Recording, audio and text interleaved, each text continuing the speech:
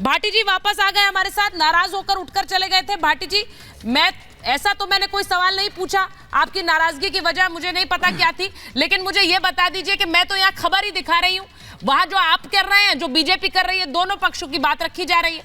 मुझे जरा बता दीजिए इस वक्त क्या चल रहा है समाजवादी पार्टी के खेमे में।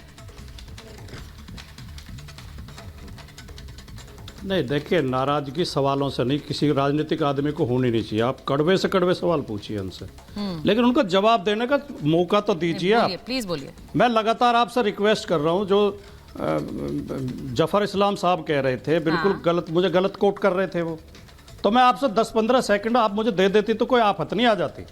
भारतीय जनता पार्टी की तरफ से जो लोग बैठते हैं उन्हें पूरा भाषण करने का मौका दिया जाता है। हमें 30 सेकंड 35 सेकंड बुलवाओगे, हमको तो आपका भी भाषण बहुत अच्छा लगता है। प्लीज बोलिए, पहुंच ही नहीं पाती। बोलिए, प्लीज बोलिए। कितना देर तक बोला? मैं तो बहुत थोड़ी सी बात की। सुनीता जी, इस तरह की डिबेट करनी होगी, आप हमें मत बुलाइए। नहीं, आप बोलिए ना, मैंने ऐसा कुछ नहीं कहा है। वो बात रख रहे थे, अब आप उस पर बोलना चाह रहे हैं तो बोलिए ना भाटी जी। अब उनके सवाल पर आप जवाब देना चाह रहे थे, अब समय है ना, बोलिए प्लीज।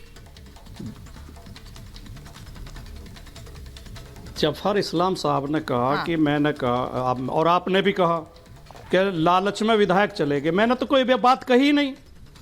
मैं तो कह रहा हूं जो इस देश में अब हो रहा है, इस पर भी कोई चिंता जाहिर करेगा। आपने तो महिमा मंडन तो कर दिया कि 24 के चुनाव के वो मिलता है इससे।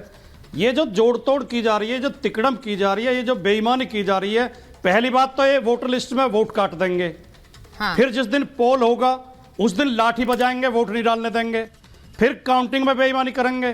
फिर उसके बाद भी विधायक जीत जाए तो विधायक को खरीद के सरकार बनाएंगे, और अगर विधायक बिके नहीं तो उन्हें मुकदमों से डराएंगे। ईडी से, इनकम टैक्स से सीबीआई भेजेंगे, उनके खिलाफ मुकदमे दर्ज कराएंगे, और जैसे ही वो बीजेपी ज्वाइन कर लेंगे उनके मुकदमे की फाइल बंद कर देंगे। सुप्रीम कोर्ट ने कहा है कि चंडीगढ़ चुनाव में लोकतंत्र की हत्या हुई है। किसने कराई है? मोदी सरकार ने कराई है।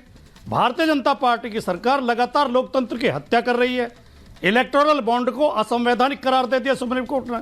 कोई चैनल, कोई पत्रकार बीजेपी से और सरकार से सवाल पूछने की हिम्मत करेगा?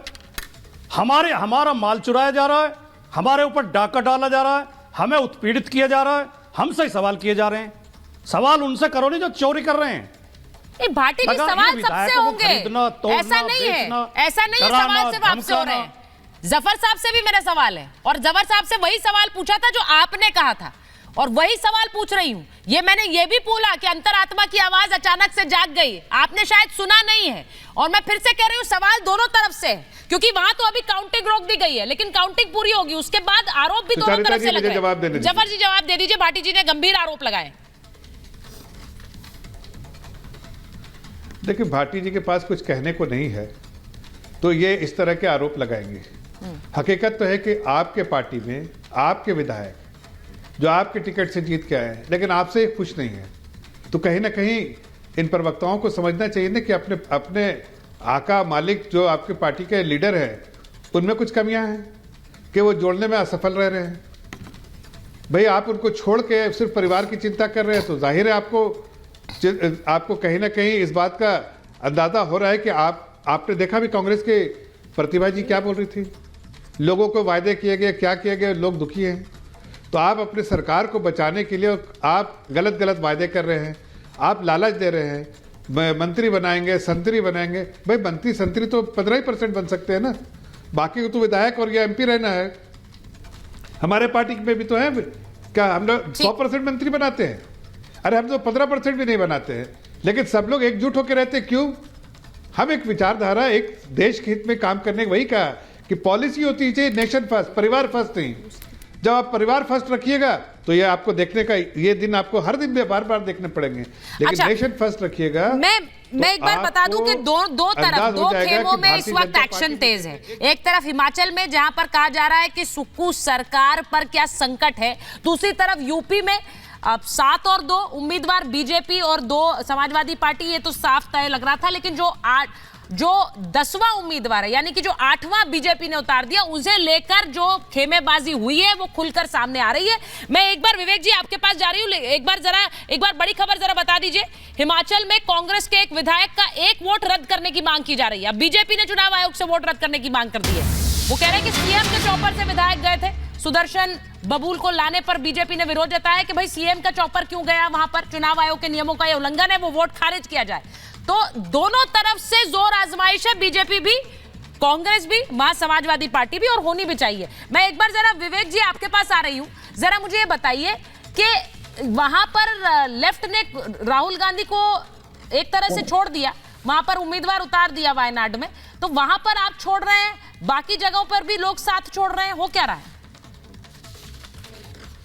नहीं, कोई किसी को नहीं छोड़ रहा है। INDIA बिल्कुल सॉलिडली खड़ा हुआ है, कश्मीर के अंदर इकट्ठे हो गए हैं, PDP भी साथ में है, NC भी साथ में है, कांग्रेस भी साथ में है, और कुछ राज्यों में अकेले लड़ रहे हैं। दिल्ली के अंदर आम आदमी पार्टी कांग्रेस का गठबंधन हो चुका है, गुजरात में हो चुका है, गोवा में हो चुका है, तो ऐसा नहीं है। बिहार के अंदर है, यूपी के अंदर समाजवादी पार्टी कांग्रेस बिल्कुल इकट्ठे साथ खड़े हुए हैं।